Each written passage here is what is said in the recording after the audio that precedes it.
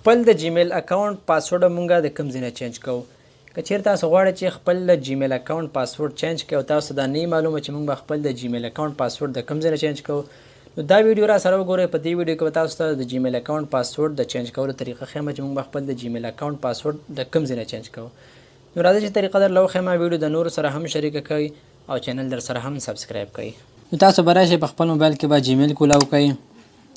چې څنګه جیمیل کولاو کو بره په دې ځای باندې به تاسو کلیک کړئ. د څنګه په دې ځای باندې کلیک کو ګورئ منیج یور ګوګل اکاونټ بیا به تاسو په دې باندې کلیک کړئ. چې څنګه په دې ځای باندې کلیک کو نو تاسو ګورئ په دې ځای کې پرسنل انفو تاسو ته ښکاري، بیا په دې ځای باندې کلیک کړئ.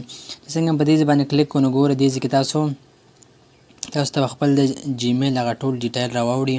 که تاسو په دې ځای کې د جیمیل ادرس نوم بدلوئ، تصویر بدلوئ، ډیټ بدلوئ، جنډر میل فیمیل چې څه بدلوئ تاسو دې ځای نه بدلولی شئ. چې لاندې تاسو راښکته شئ دې ځای کې تاسو ته ښکاري پاسورډ، چې په دې پاسورډ باندې به تاسو څنګه کلیک کړئ. په دې ځای کې به تاسو د خپل جیمیل چې کوم دی هغه پاسورډ اول دې ځای کې ورکړئ. تاسو نه خپل د جیمیل پاسورډ غواړئ، زه دې ځای کې به خپل د جیمیل پاسورډ ورکړم. زه بیا به تاسو دا نیکسټ کړئ. چې څنګه هم نیکسټ که ګوره دې ځای کې تاسو ته وایي چې نیو پاسورډ او لاندې لیکل شوی کنفرم پاسورډ. دې ځای کې به تاسو اول نوی پاسورډ ورکړئ، کوم چې زوړ پاسورډ دی هغه به تاسو نه ورکوئ، یعنې نوی پاسورډ په دې ځای کې ورکړئ. زه ګوره اول دې ځای کې یو نوی پاسورډ ورکوم.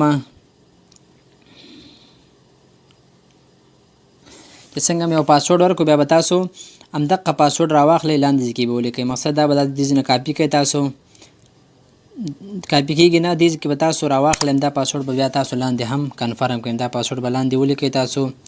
چې څنګه هم ولیکو نو بیا ګورئ دلته لاندې لیکل شوی چینج پاسورډ، بیا به تاسو په دې باندې کلیک کړئ. چې څنګه په دې باندې کلیک کړو نو ګورئ موږ سره یور پاسورډ واز چینج، ستاسو پاسورډ موږ سره چینج شو.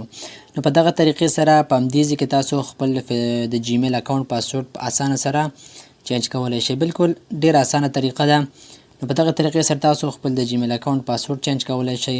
امید لرم په ویډیو پوه شوي یاستئ.